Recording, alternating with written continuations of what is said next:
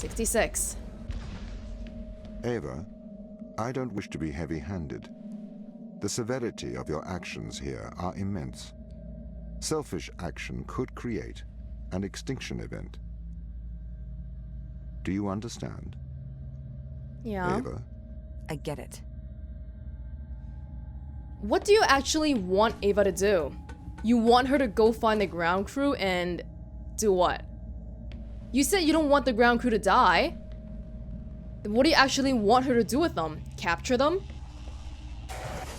Okay, this should be the last optional room, so this should be the hardest puzzle in the whole game by far. The setup looks simple enough, so we'll see if that's the case. We have a cube here. We have a orb receptacle with a cable that goes to that door, which probably means if we bring this out... Ah! Can we do this? See, the problem right now is that the gate, if it closes, we can't see that anymore, right? Oh, come on, there's gotta be a... Boom! Boom! God, I feel so smart right now. Wait, that's it? Well, so much for the hardest puzzle in the game, I guess. I kind of like these puzzles because they're alternative. They're kind of different from the other types of puzzles here, but I think I was a little bit disappointed there because that was way too easy. The imitation game. I propose to consider the question, can machines think? The new form of the problem can be described in terms of a game, which we call the imitation game. It is played with 3 people, a man, A, a woman, B, and an interrogator, C, who may be of either sex. The interrogator stays in a room apart from the other 2. Apart front the other 2? Apart from the other 2? The object of the game for the interrogator is to determine which of the other 2 is the man and which is the woman. He knows them by the labels X and Y, and at the end of the game, he says either X is A and Y is B, or X is B and Y is A. Why do they gotta make this so difficult? Just say X is a man or something. The interrogator is allowed to put questions to A and B. We now ask the question, what will happen when a machine takes the part of A in this game? Will the interrogator decide wrongly as often when the game is played like this as he does when the game is played between a man and a woman? These questions replace our original, can machines think? The question and answer method seems to be suitable for introducing almost any one of the fields of human endeavor that we wish to include. We do not wish to penalize the machine for its inability to shine in beauty competitions, nor to penalize a man for losing in a race against an airplane. The conditions of our game make these disabilities irrelevant. The witnesses can brag if they consider it advisable, as much as they please about their charms, strength, or heroism, but the interrogator cannot demand practical demonstrations. Oh, okay, this question is kind of interesting, because you frame it as being, initially, you have to say which is the man and which is the woman, right? But actually there's a machine in here, but can the interrogator figure out that one of them is not a man? Not a human, I should say. This actually really reminds me of a TED Talk I watched in school, and I forgot what it's called off the top of my head. Something about creative thinking or thinking outside the box. But in that TED Talk, they gave one example, and I pretty much forgot all the intricacies of it, but in one situation, they have a box and they put all these tools inside, and they tell the person, hey, you gotta use these tools in front of you to do a certain task. And people would start taking stuff out of the box to use, right? But they wouldn't use the box itself. In another situation, they would give the people the exact same set of tools, except this time the tools are not inside the box, but next to it. And now people suddenly realize that, you can use the box as a tool too, because people in the first situation weren't doing that. And this question kind of reminded me of that. And I guess what I'm trying to get at here is that how something is being framed to you is very integral to how you solve a problem or view it. Just like earlier how Tom said that we are imposing a personality on him, I think that's very, very true, because when I was playing the game, I felt pretty negative about Tom, but when I was editing the footage, I began to feel less and less negative about him, so it's really a matter of how you see things. Anyway, there's more pages, so let's read this. The game may be perhaps criticized on the ground that the odds are weighted too heavily against the machine. If the man were to try and pretend to be the machine, he would clearly make a very poor showing. He would be given away at once by slowness and inaccuracy in arithmetic. May not machines carry out something which ought to be described as thinking, but which is very different from what a man does? This objection is a very strong one, but at least we can say that if, nevertheless, a machine can be constructed to play the imitation game satisfactorily, we need not be troubled by this objection. It might be urged that when playing the imitation game, the best strategy for the machine may possibly be something other than imitation of the behavior of a man. Oh? This may be, but I think it is unlikely that there is any great effect of this kind. In any case, there is no intention to investigate here the theory of the game, and it will be assumed that the best strategy is to try to provide answers that will naturally be given by a man. And that was an excerpt from Computing Machinery and Intelligence by Alan Turing. Whoa, what the heck?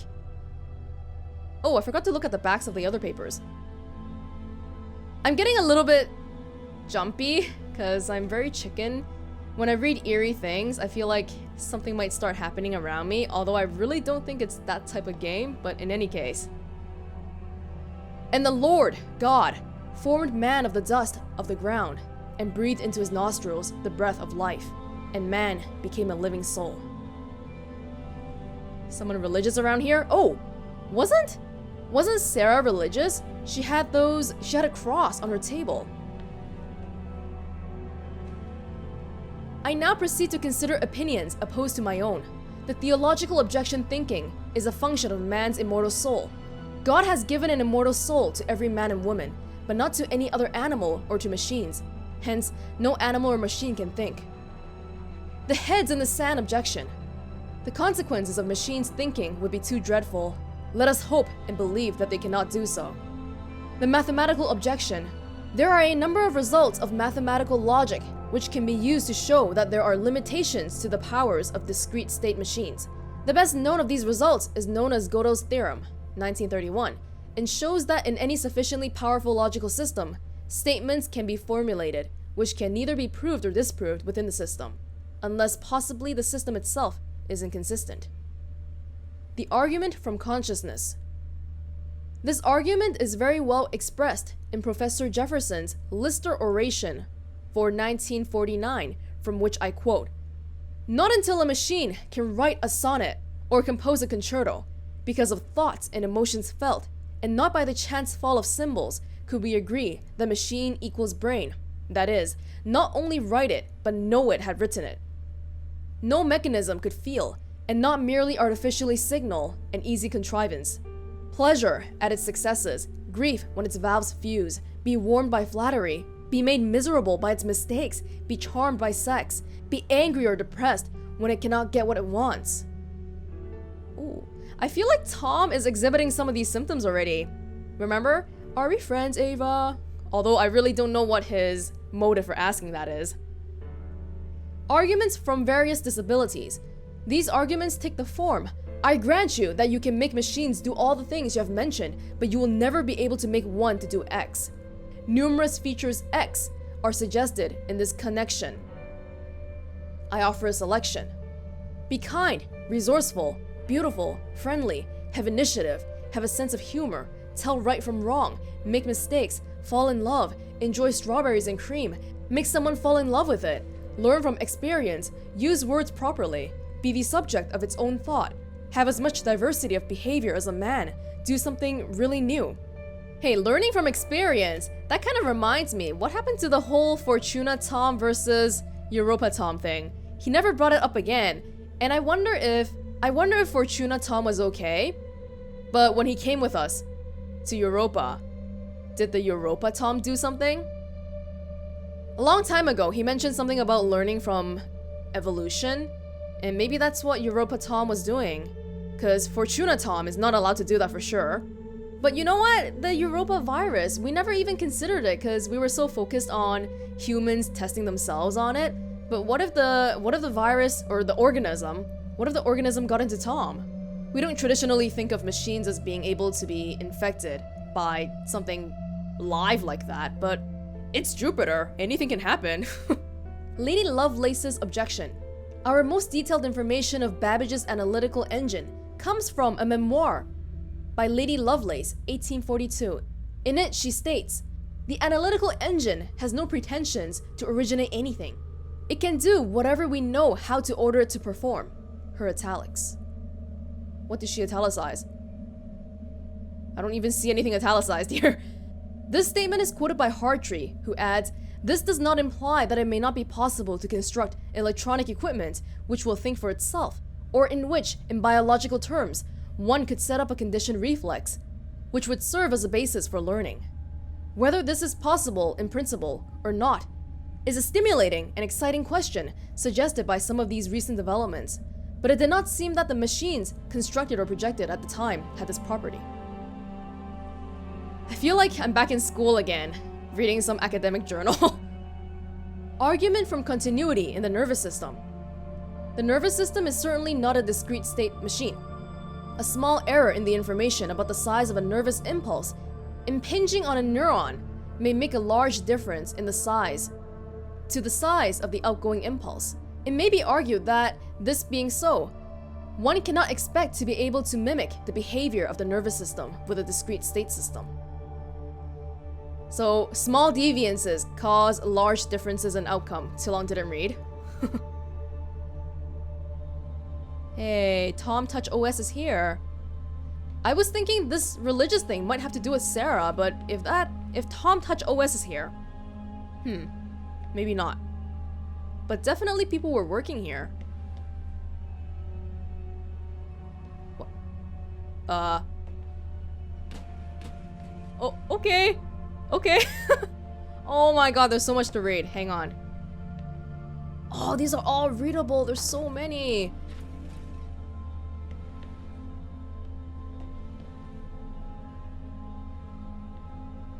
Is that my gun? It's my gun. It's my gun. It's glitching. Now it's okay. Anyway, we're spending too much time doing things that don't matter. Let's start reading. Page 1. Danette. John Searle. Oh, that's the guy that made the Chinese room. And I have a deep disagreement about how to study the mind. For Searle, it is really all quite simple. There are these bedrock, time-tested intuitions we all have about consciousness, and any theory that challenges them is just preposterous.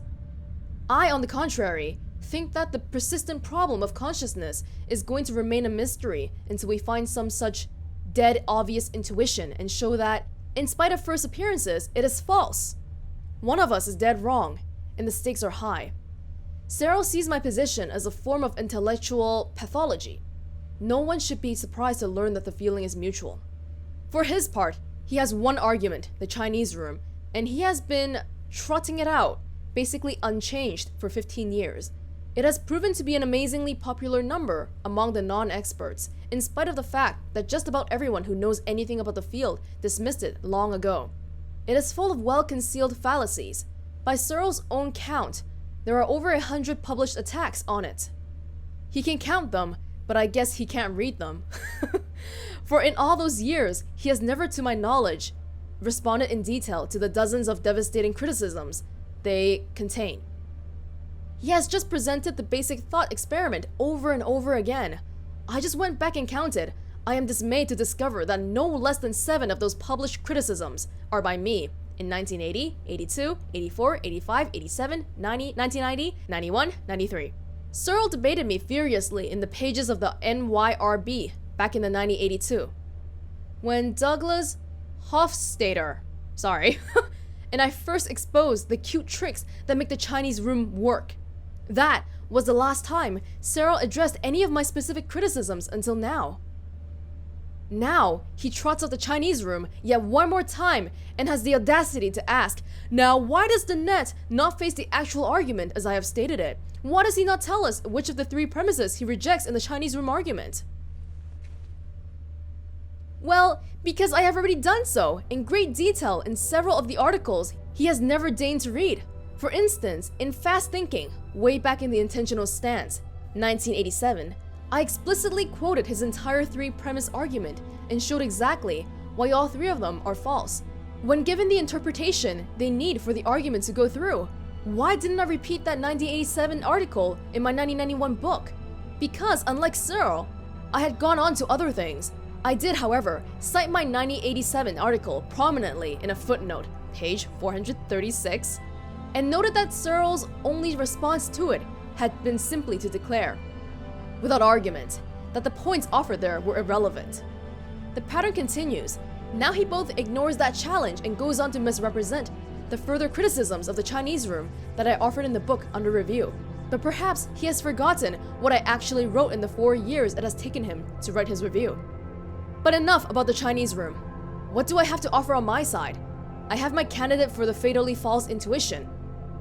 And it is indeed the very intuition Cyril invites the reader to share with him. The conviction that we know what we're talking about when we talk about that feeling. You know, the feeling of pain that is the effect of the stimulus and the cause of the dispositions to react. The quale, the intrinsic content of the subjective state. How could anyone deny that? Just watch, but you have to pay close attention. I develop my deconstructive arguments against this intuition by showing how an objective science of consciousness is possible after all, and how Cyril's proposed first-person alternative leads to self-contradiction and paradox at every turning. This is the deepest mistake in my book, according to Cyril, and he sets out to expose it. The trouble is that the objective scientific method I describe, under the alarming name of phenomenology, is nothing I invented. It is in fact exactly the method tactily endorsed and relied upon by every scientist working on consciousness, including Crick, Edelman, and Rosenfield. They have no truck with Cyril's intrinsic content and ontological subjectivity. They know better. This must be, I'm pretty convinced this is a real article, because this would be too much effort for someone to write, fake write. Yeah. I can imagine the astronauts, like the Europa ground team reading this, because they're pretty well learned, right? Top of their field, got to go to Jupiter and its moon, so they must be doing some kind of research in their spare time. Holy crap, there is a lot. I'm gonna need some water. Cyril, thought experiments are important because a lot of the time you can't carry out the actual experiment, and this is true not only in philosophy but in science as well. So when Einstein said, imagine that you're sitting on a beam of light going into outer space, well, that's a thought experiment. He wasn't going to say, let's get on a beam of light. Of course you miss the point if you say, well, we'd fall off. Or it'd be too cold. So thought experiments are always useful, and you test your concepts by imagining what it would be like if such and such were the case. Well, in this particular case, I imagined what it would be like if I followed a program for answering questions in Chinese and giving back answers in Chinese, even though I don't understand a word of Chinese. And that was a very useful thought experiment because it enables us to see that computation by itself isn't thinking. Consciousness exists only insofar as it is experienced by a human or animal subject. Okay, now grant me that consciousness is a genuine biological phenomenon. Well, all the same, it's somewhat different from other biological phenomena because it only exists insofar as it is experienced. However, that does give it an interesting status. You can't refute the existence of consciousness by showing that it's just an illusion, because the illusion/reality distinction rests on the difference between how things consciously seem to us and how they really are. But where the very existence of consciousness is concerned, if it consciously seems to me that I'm conscious, then I am conscious. You can't make the illusion-reality distinction for the very existence of consciousness the way you can for sunsets and rainbows, because distinction is between how things consciously seem and how they really are. Consciousness is a biological property, like digestion or photosynthesis. Now, why isn't that screamingly obvious to anybody who's had any education? And I think the answer is these twin traditions. On the one hand, there's God, the soul and immortality, that says it's really not part of the physical world. And then there is the almost as bad tradition of scientific materialism that says it's not a part of the physical world. They both make the same mistake. They refuse to take consciousness on its own terms as a biological phenomenon, like digestion or photosynthesis or mitosis or meiosis or any other biological phenomenon. Whew, this is quite a bit to think about. Who is this?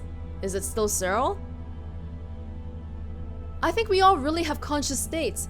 To remind everyone of this fact, I asked my readers to perform the small experiment of pinching the left forearm with the right hand to produce a small pain.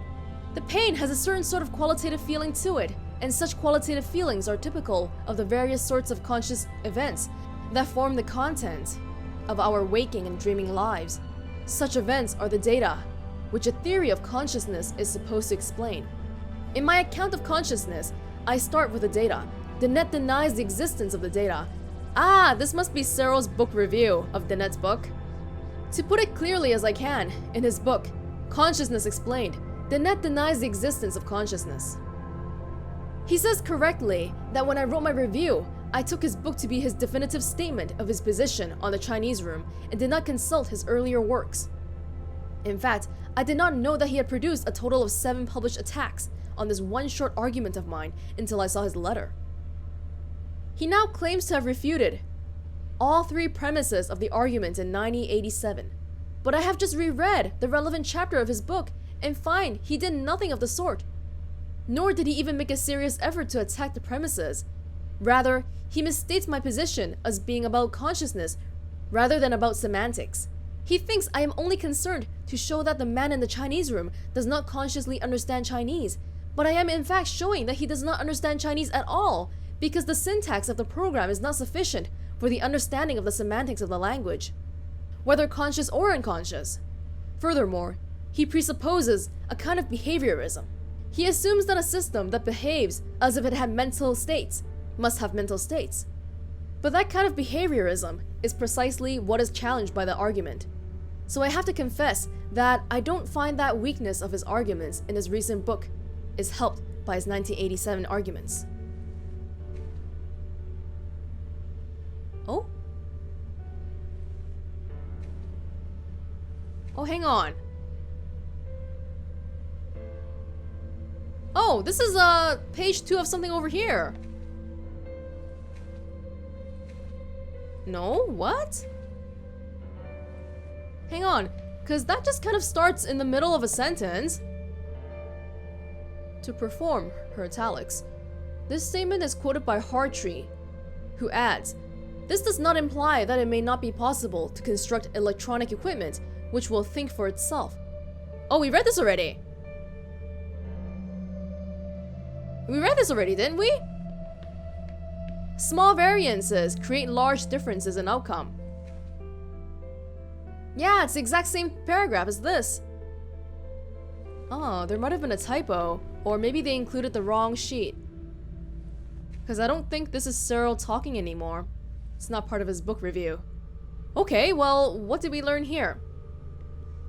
We learned a lot about consciousness and how the Chinese room is not definitive. I don't think we're supposed to look at it like this, but if you try to think about why these papers are here, is it because the ground crew had been thinking about consciousness this whole time, or is it really just something for the player to look at? Oh, I can't read that. Communication, ops, contact, something something earth.